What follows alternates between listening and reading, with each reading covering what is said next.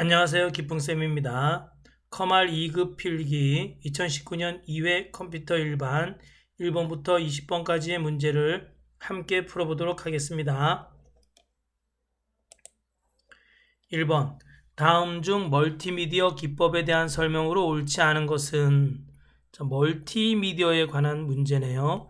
여러분, 멀티미디어의 4가지 특징이 있었어요. 기억나시나요? 디지털화, 그 다음에 쌍방향성,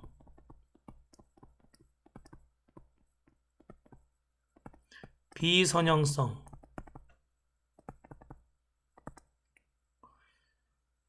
그 다음에 통합성. 이런 4가지 특징이 있었어요. 그쵸? 자, 1번. 안티-엘리어싱은 2차원 그래픽에서 개체 색상과 배경 색상을 혼합하여 경계면 픽셀을 표현함으로써 경계면을 부드럽게 보이도록 하는 기법이다. 자, 이게 무슨 말인지 아시나요? 잠시만요. 여기 글씨 약간만 굵게 해보겠습니다. 자, 안티-엘리어싱은 보통 이렇게 사각형을 그리면은 문제가 발생하지 않는데 이 사각형 모서리 부분을 이렇게 둥글게 처리할 때 이렇게 둥글게 처리할 때 이 부분을 확대해 보면은 이렇게 계단식 현상으로 이렇게 깨지는 현상이 나타나요. 이걸 뭐라 그러냐면 엘리어싱 기능이라 그래요.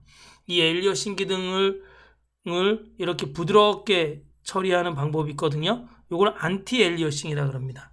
경계면 픽셀을 표현함으로써 경계면을 부드럽게 보이도록 하는 기법입니다. 2번. 모델링은 컴퓨터 그래픽에서 명암, 색상, 농도의 변화 등과 같은 3차원 질감을 넣음으로써 사실감을 더하는 기법을 말한다. 자, 이거는 렌더링이에요. 렌더링. 명암 3차원 이미지에 색상이나 명암이나 그림자 등을 넣어서 사실감 있게 표현하는 것을 우리는 렌더링이라 그럽니다. 렌더링에 관한 내용이네요. 그럼 모델링은 뭐예요? 모델링은 이미지를 3차원으로 표현한 것을 모델링이라 그럽니다. 3번 디더링. 제한된 색을 조합하여 음영이나 색을 나타내는 것으로 여러 컬러의 색을 최대한 나타내는 기법을 말한다. 자, 디더링은 무슨 뜻이냐면 제한된 색상을 이용하여 복잡한 색을 구현해내는 방법을 디더링이라 그럽니다.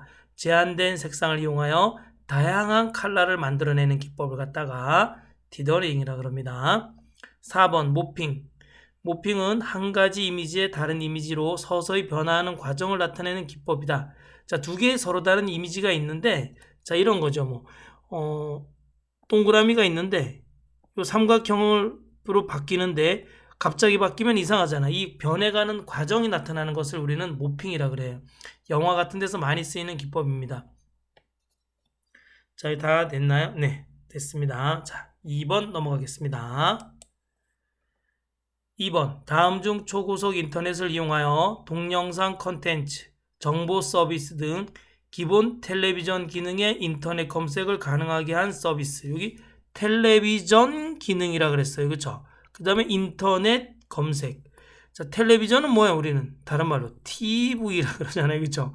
인터넷은 뭐예요? 인터넷은 반드시 IP가 있어야지만 IP 주소가 있어야지만 인터넷이 되는 겁니다. 자, 이게 자, 이렇게 외우셔도 되고요. 자, 여기 보시면 일반 텔레비전에 인터넷 기능을 접목한 겁니다. 그것을 우리는 IPTV라 그럽니다.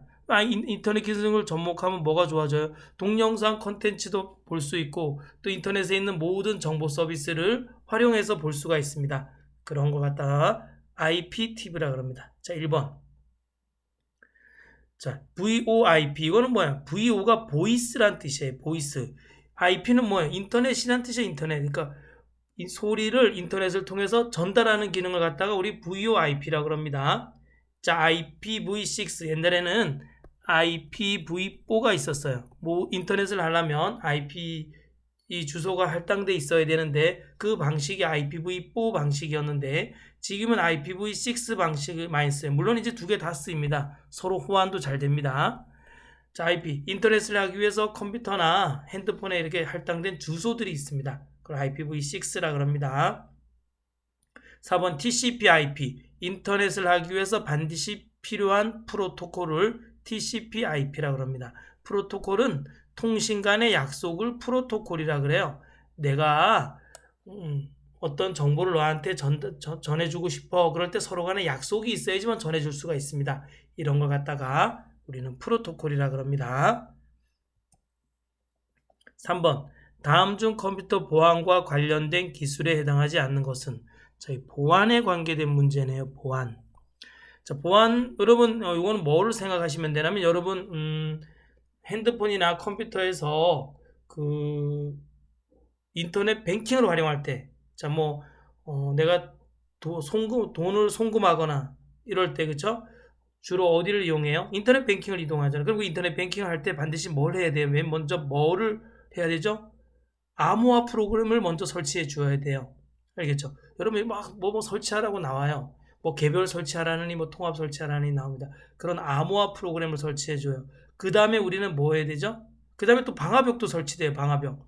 방화벽은 외부의 불법적인 침입을 막기 위해서, 물론 내부의 불법적인 침입은 못 받지만 네트워크를 통해서 들어오는 외부의 불법적인 침입을 막기 위해서 방화벽을 설치합니다. 그 다음에 뭐가 돼요? 공인인증서를 통해서 인증을 받아야지만 그 해당 여러분의 그 계좌에 접근할 수 있잖아요. 자, 인증 반드시 해야 됩니다. 알겠죠? 요 세 개는 보안과 관계되어 있네요. 그 다음에 브릿지. 브릿지는 여러분 네트워크 관련 장비예요. 장비. 자, 브릿지는 랜과 랜을 연결하는 장비를 우린 브릿지라 그럽니다. 자, 여기서 좀 알아둬야 되는 라우터도 있습니다. 네트워크를 구성하기 위해 반드시 필요한 장비로 정보 전송을 위한 최적의 경로를 찾아 통신망을 연결하는 장치. 여러분, 우리가 통신망이 망으로 형성되어 있잖아요. 이렇게 여러 사람들이 이렇게 여러 대의 컴퓨터가 있으면 이렇게 사방으로 연결되어 있잖아요. 이렇게 사방으로 이렇게 연결되어 있어요. 그렇죠? 그럼 최적의 경로를 통해서 목적지까지 데이터 패킷을 전달해주는 역할을 하는 것을 라우터라 그럽니다. 그 다음에 허브. 여러분 집에 다 허브 있을 거예요. 여러분 무선 랜 사용하잖아요. 그렇죠? 와이파이를 사용하기 위해서 여러분 거기에 안테나가 2개 있는 것도 있고 하나가 있는 무선 랜을 사용하잖아요. 그렇죠? 그 무선 랜에 보면 거기에 여러 대의 랜선을 꼽을 수 있는 부분들이 있습니다. 여러 대. 그게 여러분 허브예요. 허브. 네트워크를 구성할 때 하나의 IP선이 집에 들어오지만 그 여러 대의 컴퓨터로 나누어 쓸 수 있도록 그 허브에다가 연결하잖아요. 그렇죠? 자, 그걸 허브라 그럽니다. 네트워크를 구성할 때 여러 대의 컴퓨터를 연결하고 각 회선을 통합 관리하는 장치. 허브라 그럽니다. 브릿지 랜과 랜을 연결하는 장치고, 게이트웨이는 하나의 네트워크에서 또 다른 네트워크를 연결하는 장비입니다. 다음 4번. 다음 중 정보 사회의 특징으로 적절하지 않은 것은? 처리하고자 하는 정보의 종류와 양이 증가했다. 요즘 정말 무분별하게, 물론 굉장히 좋은 고품질의 정보도 많지만 그렇지 않은 정보들도 정말 많이 올라오고 있어요. 그렇죠? 네트워크 상에, 인터넷 상에. 자, 그렇죠. 정보의 종류와 양이 증가하고 있습니다. 또 하루에도 수많은 사람들이 또 이렇게 유튜브에다 자료를 올리고 공유하고 그러잖아요. 그렇죠? 자, 양이 정말 많이 증가됐습니다. 2번. 정보 처리 기술의 발달로 사회의 변화 속도가 빨라졌다.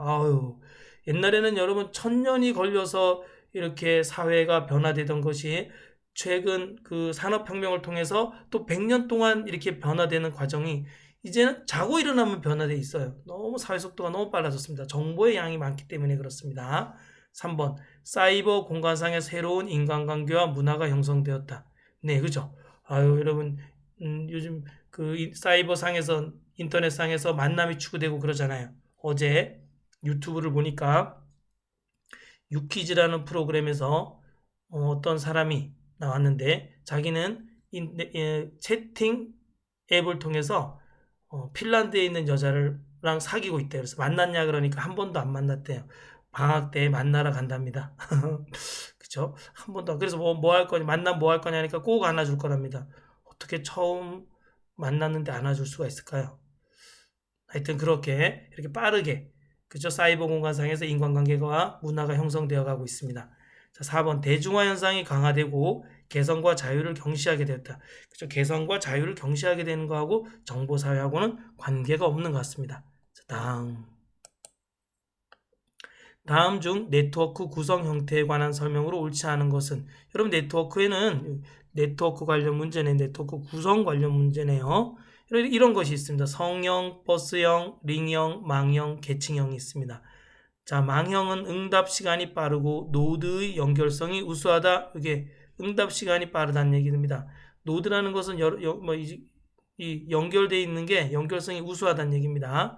자, 2번 성형은 통신망의 처리 능력 및 신뢰성이 중앙 노드의 제어 장치에 좌우된다. 여기 중앙 집중시계, 그렇죠? 중앙에 있는 노드에 의해서 주변 그 노드들이 처리되는 능력과 신뢰성이 결정됩니다. 자, 3번 버스형은, 여기 버스형이네요, 그렇죠? 기밀 보장이 우수하고 회선 길이에 제한이 없다. 틀렸어요. 여러분, 회선 길이에 제일 민감한 게 버스예요. 거리에 민감하고 거리가 멀어지면 꼭 중계기, 여러분 그 데이터의 그 뭐라죠, 질이 떨어져 가지고 여러분 꼭 중계기가 필요합니다. 이게 버스형입니다. 3번 링형, 이게 링형이네요. 통신 회선 중 어느 하나라도 고장나면 전체 통신망에 영향을 미친다. 네, 이거 어느 하나라도 고장이 나면요 전체 통신망이 작동이 안 됩니다. 이게 링형입니다. 다음 6번 다음 중 컴퓨터와 같은 정보기기를 사용하기 위해서 반드시 설치해야 하는 프로그램으로 가장 대표적인 시스템 소프트웨어는, 여러분 시스템 소프트웨어에 뭐가 있어요? 운영체제가 대표적이에요. 여러분 운영체제는 뭐예요? 여러분 윈도우즈 7, 윈도우즈 10, 뭐 맥 OS, OS2, 뭐 리눅스, 유닉스 이런 걸 운영체제라 그래요. 운영체제는 역할이 뭐예요? 어떤 그 컴퓨터가 있으면 그 컴퓨터에 다른 응용 프로그램들을 사용할 수 있도록 보조적인 역할을 하고 또 기억하고 또 처리하는 여러 가지 기능들을 갖고 있는 것을 운영체제라 그럽니다. 그렇죠? 시스템 소프트웨어입니다. 운영체제는. 자, 컴파일러는 뭐예요? 컴파일러는 컴퓨터가 이해하기 쉬운 언어로 번역해주는 것을 우리는 컴파일러라 그럽니다. 사람이 이해하기 쉬운 언어를 컴퓨터가 이해하기 쉬운 언어로 번역해주는 프로그램을 컴파일러라 그럽니다. 자, 유틸리티는 뭐예요? 유틸리티는 사람이 사용하기에 좀 편리하고 좀 유용하게 사용할 수 있는 걸 갖다가 우리는 유틸리티라, 꼭 필요한 건 아니지만 꼭 필요한 프로그램 아니에요. 여러분 운영체제는 반드시 필요해. 왜? 운영체제를 설치해야 뭐 유틸리티도 설치하고 다른 어플리케이션, 다른 응용 프로그램들도 설치할 수 있기 때문에 그렇습니다. 알겠죠? 자, 라이브러리는 뭐예요? 라이브러리는 이렇게 그 확장자별로 뭐 이렇게 그림은 그림 파일 또는 영상은 영상 파일 여러 개 이렇게 여러 폴더에 흩어져 있는 그림 파일들을 한 곳에 모아서 볼 수 있도록 하는 것을 라이브러리라 그래요. 여러 대에 흩어져 있는 문서 파일이나 여러 곳에 여러 폴더가 있잖아요. 그렇죠? 여러 폴더에 여러 개의 동영상도 있고 여러 개의 그림 파일도 있고 여러 개의 문서 파일도 있는데 그것을 하나로, 문서 파일은 문서 파일끼리 하나로 모아서 볼 수 있고 영상 파일은 영상 파일끼리 하나로 모아서 볼 수 있는 것을 우리는 라이브러리라 그럽니다. 자, 시스템 소프트웨어의 특징. 자, 응용 소프트웨어를 실행하기 위한 플랫폼을 제공하고 컴퓨터 하드웨어가 접근하고 동작할 수 있도록 설계되어 있는 게 시스템 소프트웨어의 특징입니다. 시스템 소프트웨어 종류에는 운영체제가 있고 인베디드 시스템이 있습니다. 자, 운영체제의 특징에 대해서 이렇게 나중에 또 시간이 되면 알아보도록 하겠습니다. 이거 한번 그럼 읽어볼까요? 자, 이 종류에는 뭐 여러분 알고, 운영체제의 목적, 옛날에는 자주 나왔던 문제인데 요즘은 잘 안 나오는 것 같아요. 처리 능력의 향상, 사용 가능도의 향상, 신뢰도의 향상, 응답 시간의 단축. 요거 응답 시간의 단축 요거 중요해요. 왜요? 여러분 응답 시간이 길면은 여러분 뭐예요? 어떤 명령을 내리고 응답 시간이 길면 짜증 나잖아요. 그렇죠? 그래서 운영체제는 평가를 할 때 응답 시간이, 내가 어떤 명령을 내리고 응답이 빨리 돼야 돼요. 응답 시간의 단축이 이게 중요합니다. 자, 이 운영체제는요, 컴퓨터가 켜지면 보통 하드디스크에 저장되어 있던 운영체제가 컴퓨터가 켜지면 메모리에서 실행된다는 거, 하드디스크에서 실행되는 게 아니라 메모리에서 실행된다는 거 굉장히 중요합니다. 자, 다음 넘어가겠습니다. 7번 다음 중 웹브라우저의 기능에 관한 설명으로 옳지 않은 것은, 여러분 이거 웹브라우저에 관한 문제네요. 웹브라우저. 그럼 웹브라우저의 대표적인 건 뭐가 있어요? 인터넷 익스플로러 많이 쓰잖아요. 그쵸? 익스플로러 많이 쓰고 또 뭐 많이 써요? 크롬 많이 쓰고 그죠? 크롬도 많이 쓰고 또 옛날에 내비게이터라고 있었어요. 요즘 또 뭐 오페라라는 것도 있더라고요. 그죠? 오페라 이런 것들은 이제 웹브라우저예요. 자, 옳지 않은 인터넷 옵션에서 멀티미디어 편집기를 선택할 수 있다. 편집기. 여러분 인터넷 옵션에 멀티미디어 편집기를 선택할 수 있다. 틀렸어요. 그쵸? 인터넷 옵션에 멀티미디어 편집기는 없습니다. 여러분 멀티미디어 편집기가 뭐예요? 동영상이나 이런 걸 편집할 수 있는 거를 말하는 거잖아요. 그쵸? 인터넷 옵션에는 그런 기능이 없습니다. 자, 우리 웹브라우저를 한번 생각해 보세요. 네, 익스플로러의 기능을 한번 생각해 보시고 전자우편 여러분 이 웹브라우저 통해서 메일을 보내거나 받을 수도 있잖아요. FTP 서버에 접속할 수도 있습니다. 네, 여러분들은 그 FTP 서버의 아이디와 비번이 없어서 그렇지 FTP 서버에 접속할 수 있습니다. 3번 웹페이지를 사용자 컴퓨터에 저장하거나 인쇄할 수 있다. 그럼요, 여러분 파일에 들어가서 웹페이지를 내 컴퓨터에 저장할 수도 있습니다. 현재 웹페이지를 자주 방문하는 웹사이트 주소를 관리할 수 있다. 그렇잖아요. 여러분 줄겨찾기 기능에다가 해놓잖아요. 그렇죠? 자주 사용하는 것은 줄겨찾기 해놓잖아요. 자, 이거 웹브라우저의 다 기능입니다. 근데 멀티미디어 편집기를 선택할 수는 없습니다. 그렇죠? 웹브라우저에서 또 어떻게 동영상을 편집할 수 있습니까? 그럴 수는 없습니다. 자, 다음 8번 다음 중 정보통신 시스템의 구성 요소 정보통신 시스템에 관한 문제네요. 옳지 않은 것은 데이터 전송 방식에는 여러분 여기 정보통신 시스템에는 데이터 전송 시스템이 있고 그 다음에 데이터 처리 시스템이 있습니다. 알겠죠? 자 보겠습니다. 그런데 데이터 전송 방식에는 클라이언트 서버 방식과 동배간 처리 방식이 있다. 틀렸어요. 이거는 클라이언트 서버 방식과 동배간 처리 방식은 데이터 전송 방식이 아니라 네트워크 운영 방식입니다. 네트워크 운영 방식에는 세 가지가 있어요. 중앙 집중식, 클라이언트 서버 방식, 동배간 처리 방식. 여러분 클라이언트라는 것은 내가 사용하는 컴퓨터는 클라이언트입니다. 서비스를 요청하는 걸 클라이언트라 그러고 서비스를 제공해 주는 건 서버라 그럽니다. 그럼 모든 홈페이지는 다 서버 컴퓨터에 있는 거예요. 그리고 서비스를 요청하는 컴퓨터, 즉 클라이언트 컴퓨터는 내 컴퓨터를 말하는 겁니다. 자, 2번, 3번, 4번은 한번 읽어보세요. 알겠죠? 다 여러분 정보통신 시스템에 있는 데이터 전송계, 그죠? 여기 데이터 전송계 있고 데이터 처리계요. 데이터 처리계 있고 단말장치가 이렇게 있습니다. 알겠죠? 자, 나머지 읽어보시면 됩니다. 다음 중 컴퓨터 운영체제 운영 방식에서 임베디드 시스템에 관한 설명으로 옳지 않은 것은 임베디드 시스템에 관한 문제네요. 그렇죠? 자, 제어가 필요한 시스템의 두뇌 역할을 하는 전자 시스템으로 TV, 냉장고 등의 가전제품에 많이 사용된다. 맞아요. TV, 냉장고, 세탁기, 전자레인지 이런데 그 기능에 전자레인지는 전자레인지 기능에 맞는 그 소프트웨어가 설치되어 있어요. 그걸 엠베디드 시스템이라 그래요. 또 세탁기는 세탁기의 기능에 맞는 임베디드 시스템이 거기에 설치되어 있어요. 알겠죠? 그러니까 여러분 그 세탁기가 작동이 되는 겁니다. 자, 2번 처리할 데이터를 일정량 또는 일정 시간 모아서 한꺼번에 처리한다. 이건 뭐라? 이건 일괄 처리 시스템이라 그럽니다.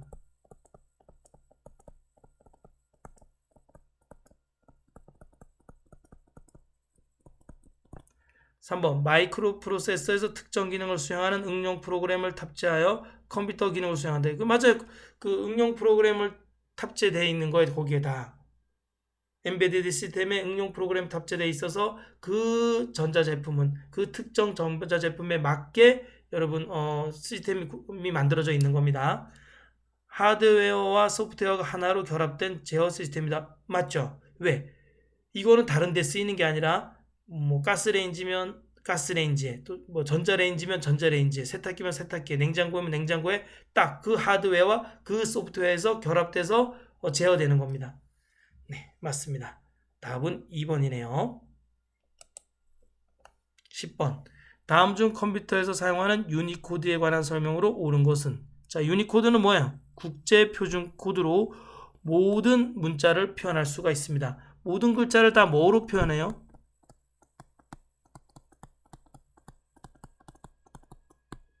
2바이트로 표현해. 2바이트. 2바이트는 뭐예요? 16비트잖아요. 1바이트가 8비트니까 2바이트는 16비트입니다. 16비트로 구성되어 있습니다.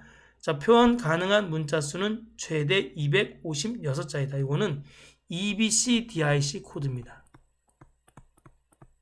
EBCDIC 코드는 문자 수가 최대 256글자입니다. 이거는 몇 비트일까요?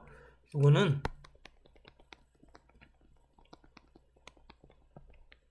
글씨 좀 다시 쓰겠습니다.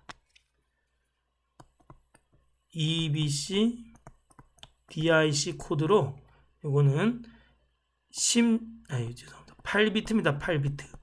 8비트라는 것은 2의 8승이란 뜻이에요. 2의 8승은 256글자를 표현할 수 있습니다. 에러 검출이나 교정이 가능한 코드이다. 이것은 해밍 코드라 그럽니다. 해밍 코드. 자, 연산을 빠르게 수행하기 위해 존 비트와 디지트 비트로 구성한다. 이것도 EBCDIC 코드에 관한 내용입니다. 또 EBCDIC 코드입니다.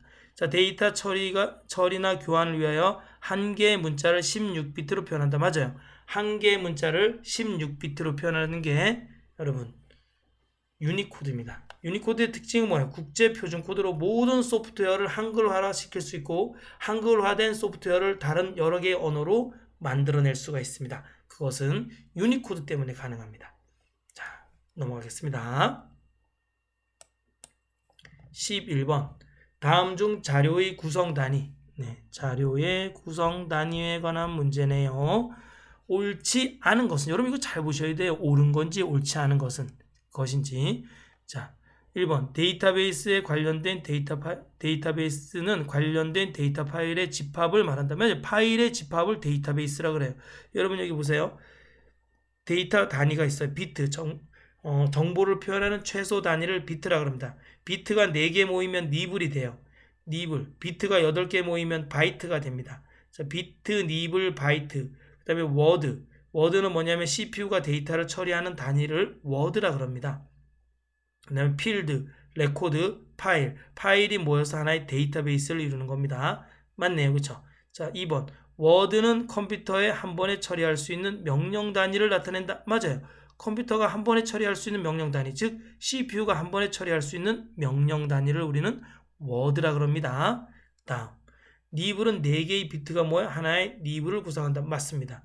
4개의 비트가 모여 하나의 니블을 구성하고 8개의 비트가 모여 하나의 바이트가 됩니다.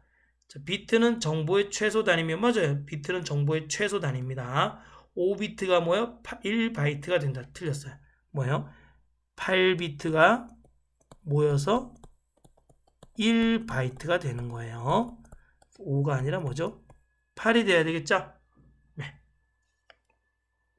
자, 컴퓨터 처리 속도의 단위. 이거 램의 단위이기도 해요. 램의 단위.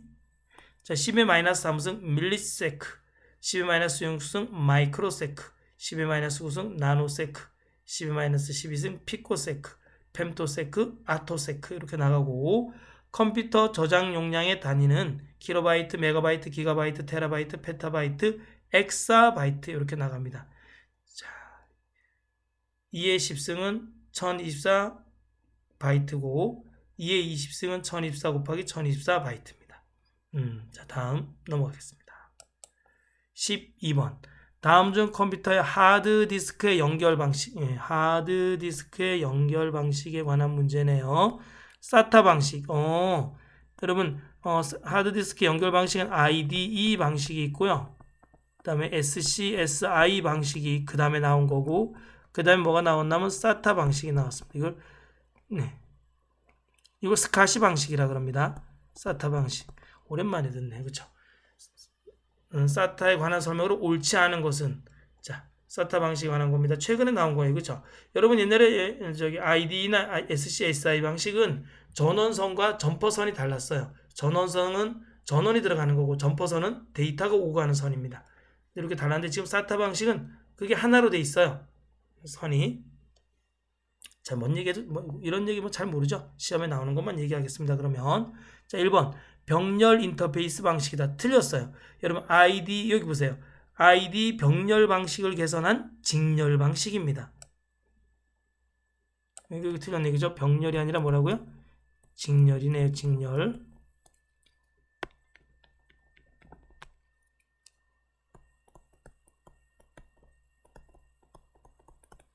핫플러그인 기능을 지원한다. 핫플러그인 기능은 PC를 끄지 않고 장치를 연결하는 겁니다. 여러분 맞죠? 여러분 USB 같은 거는 PC를 끄지 않고 장치를 연결해야 되잖아요. 그렇죠? 자, CMOS에서 지정하면 자동으로 마스터와 슬레이브가 지정된다. 요즘은 뭐 마스터와 슬레이브가 큰 의미는 없습니다. 옛날에는 하드디스크를 연결할 때는 마스터와 슬레이브를 꼭 지정해 줘야 됐어요. 그래서 거기서 거기 하드디스크 뒤에 보면은 조그맣게 이렇게 사각형으로 된 단추가 있어. 그걸 오른쪽으로 밀어주는가 왼쪽으로 밀어줘가지고 마스터와 슬레이브를 결정했습니다. 아유, 데이터 전송 속도가 빠르니까 SATA 방식을 사용하겠죠. 그쵸? 네. 자, 여기 하드디스크 연결 방식은 IDE 방식. 여기 이 IDE 방식이 중간에 있는데 그냥 뺐습니다. IDE 방식, 이 IDE 방식, SCSI. 즉, 스카시 방식, 그 다음에 SATA 방식입니다. 자, SATA 방식의 특징이 있습니다. 하드디스크의 속도와 연결 방식을 개선하기 위해 최근에 나왔습니다. 아닙니다. SATA 방식도 꽤 몇 년 됐어요. 최근도 아니죠. 한 5, 6년 된 것 같은데, 5, 6년도 더 된 것 같은데요. 자, USB처럼 하나의 허브에 여러 개의 하드디스크를 연결할 수 있다. 그럼 여러분 이렇게 SATA 방식은요, 하드디스크를 아주 여러 개 연결해서 이렇게 여러 개 연결할 수 있습니다. 핫플러그인 기능을 지원한다. PC를 끄지 않고 장비를 연결할 수 있습니다. 마스터와 슬레이브를 따로 지정하지 않고 연결할 수 있습니다. 네, 이게 SATA 방식의 특징입니다. 13번 다음 중 컴퓨터의 하드웨어를 업그레이드 할 때 수치가 작을수록 좋은 항목은 CPU 클럭 속도. CPU는 뭐로 나가냐면 헤르츠, 즉 주파수 크기가 커야 돼요. 이렇게 이거 주파수는 헤르츠라고 하잖아요. 헤르츠. 들어보셨나요? 자, 뭐, 요 10GHz, 100GHz, 10GHz보다 100GHz가 훨씬 좋습니다. 여러분 알겠죠? 여러분, 우리 전등에 표준 주파수가 있어요. 몇 헤르츠가요? 60Hz입니다. 60Hz. 이 헤르츠의 의미가 뭐예요, 여러분? 헤르츠가 on과 off가 반복되는 거예요. 여러분 1초에 60Hz라는 건 1초에 60번 on과 off가 일어납니다. 우리가 이 전등이 켜져 있는 것 같지만 꺼졌다가 켜졌다가 꺼졌다가 켜졌다가 이렇게 그래서 우리가 눈에 보이는 겁니다. 켜진 것처럼. 알겠죠? 60Hz. 헤르츠는 뭐예요? 주기분의 1이에요. 그렇죠? 주기분의 1. 자, 즉 60Hz라는 것은 60번 진동이 있다는 얘기예요. 1초에. 자, 하드디스크 용량. 하드디스크 용량은 뭐로 나가요? 킬로바이트, 메가바이트, 기가바이트, 테라바이트, 페타바이트, 엑사바이트로 나가잖아요. 용량이 클수록 수치가 클수록 좋아요. 모뎀 전송 속도도 그렇고요. 근데 램의 접근 속도는 이렇게 10의 마이너스 3승이고 10의 마이너스 6승, 10의 마이너스 9승, 10의 마이너스 3승보다 10의 마이너스 18승의 속도가 더 빨라요. 그러니까 수치가 작을수록 좋다는 얘기입니다. 램의 접근 속도는 수치가 작을수록 속도가 빠르다는 얘기입니다. 자, 다음 14번 다음 중 플래시 메모리에 관한 설명으로 옳지 않은 것은 플래시 메모리. 어렵지 않습니다. 우리가 갖고 다니는 USB라든가 여러분 휴대폰에 있는 메모리라든가 SD 메모리라든가 여러분 디지털 카메라에 있는 메모리라든가 이런 것들 그쵸? 자, MP3는 요즘 안 갖고 다니지. MP3에 있는 메모리라든가 이런 것들은 다 여러분 뭐예요? 플래시 메모리예요. 특징이 뭐예요? 전원이 꺼져도 데이터가 저장돼 있어요. 그쵸? 그리고 언제든지 썼다 지웠다 할 수 있어요. 자, 문제 보겠습니다. 정보의 입출력이 자유롭고 전송 속도가 빠르다. 맞아요. 정보 입출력이 너무 자유롭습니다. 여러분 USB를 컴퓨터에 꽂으면 언제든지 데이터를 입력하고 출력할 수 있어요. 그리고 속도도 빠릅니다. 비발성 기억 장치다. 그렇죠. 비발성 기억 장치라는 게 무슨 뜻이에요? 전원이 없는 상태에서도 데이터가 남아있다 이런 뜻이에요. 맞죠? 그렇죠? 전원이 꺼져도 여러분 USB에다 항상 전원을 켜고 다니는 거 아니잖아요. 전원이 없어도 데이터가 남아있는 것을 비휘발성이라 그럽니다. 전원이 꺼지면 데이터가 없어지는 건 휘발성 메모리라 그럽니다. 트랙 단위로 저장된다. 틀렸어요. 여러분 트랙 단위로 저장되는 건 뭐냐면 이렇게 요런 디스크들이에요. 여러분 뭐가 있을까요? CD-ROM 같은 거 그쵸? 옛날에 4.5인치 디스크 뭐 이런 거 있었잖아요. 그쵸? 4.5인치가 맞나? 그런 거 이렇게 동그랗게 트랙 단위로 돼 있는 겁니다. 동그란 CD 같은 거 이런 거는 여러분 트랙 단위로 데이터가 저장이 됩니다. 그리고 하드 디스크도 트랙 단위로 데이터가 저장됩니다. 알겠죠? 하드 디스크 뜯어보면 여러분 원판이 있습니다. 그 안에. 그다음에 틀렸어요. 그쵸? 트랙 단위로 데이터가 저장되는 건 아니죠. 그쵸? 자, 4번 전력 소모가 적다. 그렇죠. 플래시 메모리는 전력 소모가 적습니다. 여러분 USB 꽂는다 해서 전력을 많이 잡아먹는 게 아닙니다. 자, 이게 플래시 메모리 특징입니다. 한 번 더 읽어드릴게요. 전원이 끊겨도 내용이 지워지지 않는 비발성 메모리. 여러분 EEPROM이라는 걸로 만듭니다. 소비 전력이 적다. 소비 전력이 적다는 것은 전기를 조금 잡아먹는다는 뜻입니다. 정보의 입출력이 자유롭다. 휴대전화, 디지털 카메라, 게임기, USB 메모리 등에 널리 이용된다. 이게 플래시 메모리입니다. 자, 캐시 메모리도 시험에 잘 나와요. SRAM으로 만들면 램에는 크게 두 가지가 있다 그랬어요. 그쵸? 램, 랜덤 액세스 메모리. 자, SRAM, 스테이스틱 램. 여러분 발음이 좋지 않아도 이해해 주시기 바랍니다. DRAM, 다이나믹 램. 이 SRAM이 속도가 비싸고 속도가 비싸대. 죄송합니다. 속도가 빠르고 값이 비싼 캐시 메모리를 만들 때 씁니다. 역할은 중앙 처리 장치와 주기억 장치 사이에서 속도를 향상시켜주는 메모리입니다. 연관 메모리는 저장된 내용을 이용해 접근하는 메모리이며 가상 메모리는 뭐예요? 주기억 장치보다 큰 프로그램을 로딩할 경우 주기억 장치의 용량이 부족하여 하드디스크 같은 보조기억 장치를 마치 주기억 장치처럼 사용하는 메모리입니다. 이게 뭔 얘기냐면 이렇게 메모리가 있어요. 메모리가 있는데 메모리의 역할은 뭐예요? 프로그램을 화면에 로딩하는, 화면에 띄우는 역할이란 말이에요. 근데 크기가 이만해요. 그런데 프로그램은 용량은 이만해요. 그럼 얘가 이걸 화면에 로딩할 수 있겠어요? 못해요. 그래서 옆에 있는 하드디스크, 이만한 하드디스크한테 도움을 요청하는 거예요. 하드디스크야. 하드디스크는 여러분 보조기억 장치입니다. 보조기억 장치라는 건 뭐예요? 데이터를 저장할 수 있는 모든 기억 장치를 보조기억 장치라 그럽니다. 하드디스크에다 우리가 데이터를 저장하잖아요. 여러분 바탕화면에 저장한다든가 내 문서에 저장하는 건 다 하드디스크에 저장되는 겁니다. 이런 하드디스크 같은 보조기억 장치를 한테 도움을 요청해. 그러면 하드디스크가 마치 주기억 장치처럼 작동해서 램과 함께 자기보다 큰 메모리를 화면에 로딩 시켜줍니다. 이걸 갖다 우리는 가상 메모리, 버추얼 메모리라 그럽니다. 다음 15번 다음 중 윈도우즈에서 사용되는 휴지통에 관한 설명으로 옳은 것은? 자, 휴지통에 관한 문제네요. 휴지통은 하드디스크 드라이브마다 한 개씩 만들 수 있다. 맞아요. 휴지통은 C 드라이브, D 드라이브, E 드라이브가 있으면 각각 C 드라이브, D 드라이브, E 드라이브에 하나씩 만들 수 있습니다.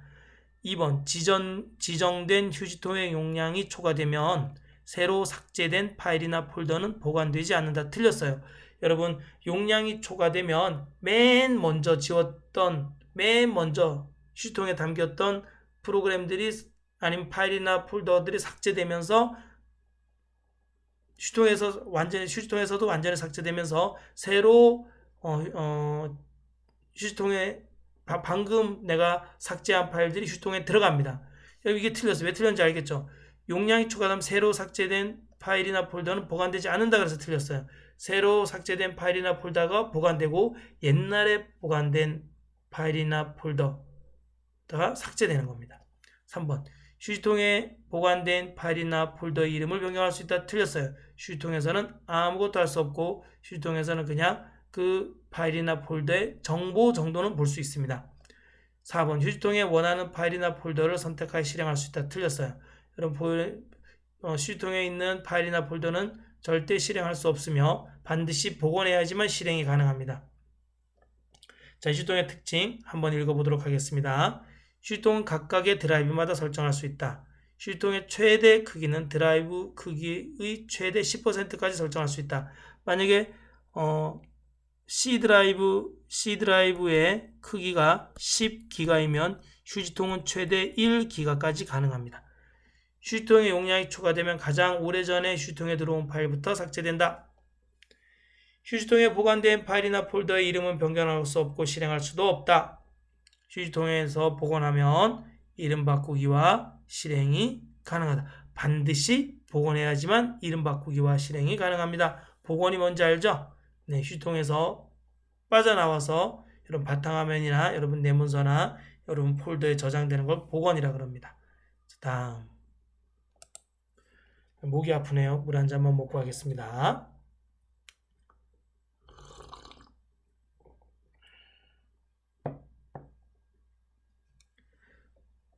다음 중 윈도우즈의 작업 표시줄의 점프 목록 사용에 대한 설명으로 옳지 않은 것은 여러분 작업 표시줄 뭔지 알아요? 그렇죠? 시계가 나와 있는 여러분 바탕화면 맨 밑에 보면 오른쪽에 시계 나와 있는 그 줄 그리고 여러분이 프로그램을 실행하면 그 아이콘들이 나타나는 그 줄을 작업 표시줄이라고 합니다. 프로그램 아이콘을 마우스 오른쪽 단추로 클릭한다. 여러분 먼저 점프 목록부터 설명해야죠. 점프 목록이 뭐냐면 자 여기 작업 표시줄에 만약에 엑셀이다 그러면 엑셀 프로그램을 띄운 다음에 그 엑셀 프로그램의 아이콘이 작업 표시줄에 생기면 오른쪽 마우스 누르면 이렇게 생깁니다.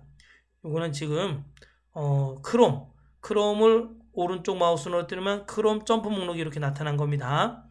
그럼 여기 점프 목록이 뒤로 쭉 지난번에 사용했던 쭉 또는 검색했던 그 점프 목록들이 나타납니다. 그래서 제가 이거 고정해 놓은 겁니다. 앞쪽으로 고정해 놨어요.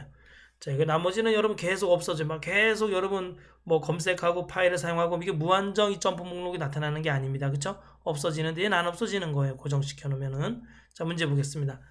1번 프로그램의 점프 목록을 보려면 작업 표시줄의 프로그램 아이콘을 마우스 오른쪽 단추로 클릭한다. 네, 그래서 여기 나타난 겁니다.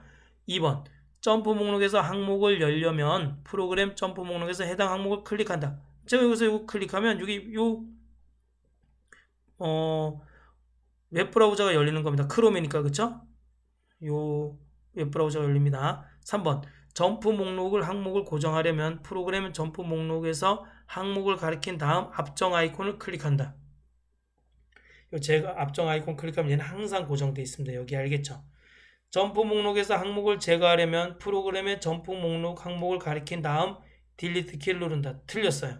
여러분 딜리트 키 눌러도 작동이 안 됩니다. 어떻게 해야 돼요? 반드시 오른쪽 마우스 눌러서 삭제하셔야 돼요. 알겠죠?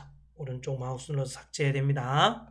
자, 다음 17번 다음 중 윈도우즈의 시스템 복원 기능에 관한 설명으로 옳지 않은 것은 저도 복원 기능을 얼마나 잘 사용하는지 몰라요. 가끔은 복원 지점을 만들지 않아서 윈도우즈에서 기본 복원 지점으로 복원해서 시스템을 잘 원활하게 작동하도록 만들 때가 있습니다. 왜? 시스템이 원활하게 작동하지 않아서 다시 과거로 돌아가는 거예요. 과거로 돌아가서 그 시스템이 잘 작동했을 때를 복원 지점으로 만들어 놓고 언제든지 시스템이 잘 안 동작하면 그 복원 지점으로 돌아가서 잘 동작하던 때로 만들 수가 있어요. 돌아갈 수가 있어요. 자, 보겠습니다. 1번. 자, 이거 시스템 복원 기능에 관한 문제네요. 1번 컴퓨터 시스템에 문제가 생겼을 경우 복원 지점을 이용하여 정상적인 상태로 만드는 기능이다. 맞아요. 현재 시스템이 불안정해서 과거 시스템 정상적으로 돌아가던 그 상태에서 복원 지점을 만들어줘서 그때로 다시 돌아가는 기능입니다. 2번 복원 지점은 시스템에 의해 자동으로 설정되지만 맞습니다. 사용자가 임의로 복원 지점을 설정할 수도 있습니다. 왜? 내가 복원 지점 만들어 놓은 이 시점에는 엑셀도 설치되어 있고 한글도 설치되어 있고 이런 때를 복원 지점으로 딱 해서 안정적으로 시스템이 돌아간 이 지점을 복원 지점으로 만들어 놓으면은 그때로 다시 돌아갈 수 있어요. 왜냐면 처음으로 다시 돌아가면 다시 엑셀도 설치해야 되고 다시 한글도 설치해야 되잖아요. 그리고 업데이트도 다시 윈도우즈 업데이트도 다시 시켜줘야 되잖아요. 근데 내가 모든 응용 프로그램을 설치해 놓고 그리고 윈도우즈 업데이트가 다 된 상태로 돼 있는 그 상태에서 복원 지점을 만들어 놓으면은 시스템이 잘 안 작동할 때 그때로 다시 되돌리면 됩니다. 그러면은 뭐 편하잖아요. 그죠? 다시 엑셀을 설치할 필요도 없고 윈도우즈 업데이트를 할 필요도 없고 그죠? 자, 2번 읽었나요, 제가? 2번 복원 지점 시스템에 자동으로 설정되지만 사용자가 임의로 복원 지점을 만들 수도 있습니다. 3번 시스템 복원은 개인 파일을 백업하지 않으므로 삭제되었거나 손상된 개인 파일을 복구할 수 없다. 네, 시스템 복원은 여러분 초기 맨 처음으로 복원하는 거기 때문에 여러분 다 삭제될 수가 있습니다. 손상된 개인 파일을 복구할 수 없을 수도 있습니다. 4번 시스템 복원 시 윈도우즈 업데이트에 윈도우즈 업데이트에 의한 변경사항은 복원되지 않는다. 틀렸어요. 윈도우즈 업데이트 돼 있을 때도 복원 지점을 만들 수가 있어요. 그러면 윈도우즈가 업데이트 된 때까지 나타납니다. 또 윈도우즈가 업데이트 되기 전을 복원 지점으로 만들면 윈도우즈가 업데이트 되기 전까지가 복원 지점이 되는 겁니다. 자, 4번에 틀렸네요. 복원된다. 그쵸? 복원되지 않는다가 아니라 복원된다다. 그쵸? 다음 18번 다음 중 유틸리티 프로그램에 대한 설명으로 적절하지 않은 것은 유틸리티 프로그램은 뭐예요? 우리가 컴퓨터를 사용하는데 좀 편리하고 좀 쉽게 좀 유용하게 사용할 수 있는 프로그램을 유틸리티 프로그램이라 그럽니다. 1번 다수의 작업이나 목적에 대하여 적용하는 편리한 서비스 프로그램이나 루틴을 말한다. 네, 맞습니다. 2번 컴퓨터 동작에 필수적이고 이거는 건 필수적이지 않습니다. 여러분 꼭 뭐 반드시 설치해야 된다 이런 건 아닙니다. 컴퓨터를 이용하는 주 목적에 대한 일부 특정 작업을 수행하는 소프트웨어를 가리킨다. 틀렸어요. 주 목적에 대한 일부 특정 작업을 수행하는 소프트웨어를 가리키는 것 아닙니다. 자, 3번 컴퓨터 하드웨어, 운영체제, 응용 소프트웨어를 관리하는 데 도움을 주도록 설계된 프로그램을 의미한다. 뭐 좀 도움을 주는 거예요. 단지 알겠죠? 꼭 필요한 것들은 아니고 윈도우즈에서 제공하는 유틸리티 프로그램에는 메모장, 그림판, 계산기 등을 예를 들 수 있다. 맞아, 이런 거 좀 유용하잖아요. 그쵸? 꼭 필요하진 않지만 이런 거 갖다 우리는 유틸리티 프로그램이라 그럽니다. 여러분 여기서는 이번에서 특별히 틀린 거는 왜 그래요? 컴퓨터의 동작에 필수적이라 그래서 틀린 거예요. 필수적이진 않습니다. 여러분. 자, 다음 19번 다음 중 윈도우즈에서 유해한 프로그램이나 불법 사용자가 컴퓨터 설정을 임의로 변경하려는 경우 이를 사용자에게 알려 컴퓨터를 제어할 수 있도록 도와주는 기능은 저기 보세요. 사용자 계정 컨트롤은 유해한 프로그램이 컴퓨터를 변경하는 것을 방지하는 데 도움을 줍니다. 사용자 계정 컨트롤이네요. 여기 보니까 그렇죠? 사용자 계정 컨트롤. 답은 사용자 계정 컨트롤이네요. 윈도우즈 디펜더는 뭐예요? 윈도우즈에 기본적으로 포함되어 있는 백신 프로그램입니다. 비트라커는 뭐예요? 드라이브나 USB를 락을 걸어놓고 락을 열쇠로 딱 채워놓고 허가된 사람만 사용할 수 있도록 하는 것을 비트라커라고 합니다. 시스템 복원은 아까 배웠죠? 복원시키는 겁니다. 그렇죠? 자, 과거로 돌아가서 시스템이 안정적인 상태였을 때로 돌아가는 겁니다. 그걸 시스템 복원이라고 합니다. 사용자가 만들 수도 있고 컴퓨터가 기본적으로 설정된 시스템으로도 복원할 수가 있습니다. 자, 다음. 자, 오늘 많이 좀 버벅거리네요. 네, 죄송합니다. 여러분 도움이 되셨으면 자 이게 강의를 듣고 도움이 됐다 그러면 구독과 좋아요 부탁드립니다. 자, 다음 중 윈도우즈 드라이브의 최적화 기능에 관한 설명으로 옳지 않은 것은 최적화 중 디스크 조각 모음에 관한 거네요. 디스크 조각 모음이 뭐예요? 여기저기 흩어져 있는 조각들을 한데 모아서 속도도 빠르게 해주고 안정성도 좋게 해주는 게 디스크 조각 모음의 특징입니다. 하드 디스크에 단편화되어 조각난 파일들을 모아준다. 예, 하드 디스크의 단편화를 제거하여 조각난 파일들을 모아서 주는 것을 우리는 디스크 조각 모음이라고 합니다. USB 플래시 드라이브와 같은 이동식 저장 장치도 조각화될 수 있다. 그럼요. 그래서 속도가 느려질 수도 있습니다. 조각화돼서. 자, 3번. 수행 후에는 디스크 공간의 최적화가 이루어져 디스크 용량이 증가한다. 틀렸어요. 디스크 용량하고는 아무 관계가 없습니다. 그냥 흩어져 있는 조각들을 모아서 속도를 빠르게 해주고 안정성을 좋게 하는 거지. 용량하고 관계가 없습니다. 그럼 용량하고 관계 있는 게 뭐예요? 이거는 디스크 정리죠, 정리. 예, 불필요한 파일을 삭제하여서 용량을 크게 용량을 늘려주잖아요. 자, 디스크 정리에는 임시 인터넷 파일 삭제하고 또 다운로드한 프로그램도 삭제하고 휴지통에 있는 파일을 삭제해서 디스크의 용량을 증가시켜 주는 겁니다. 자, 이거는 뭐예요? 디스크 조각 모음하고는 관계가 없습니다. 4번. 일정을 구성하여 드라이브 최적화를 예약할 수 있다. 그럼요. 디스크 조각 모음을 예약해 놓을 수 있다는 뜻입니다. 저는 5분마다 디스크 조각 모음을 하도록 해놨어요. 그래서 지가 알아서 필요할 때 언제든지 조각 모음을 합니다. 네. 자, 다음 시간에는 스프레드시트 21번부터 40번까지의 문제를 함께 풀어보도록 하겠습니다. 여러분, 제가 강의를 듣고 여러분들이 충고를 받으려고 합니다. 혹시 제가 뭐 잘 못 가르친다든가 또 여러분 또 이 틀린 부분이 있다든가 또 너무 버벅거린다든가 또 너무 빠르다든가 이런 것들 적어주시면 제가 개선하도록 노력하겠습니다. 감사합니다.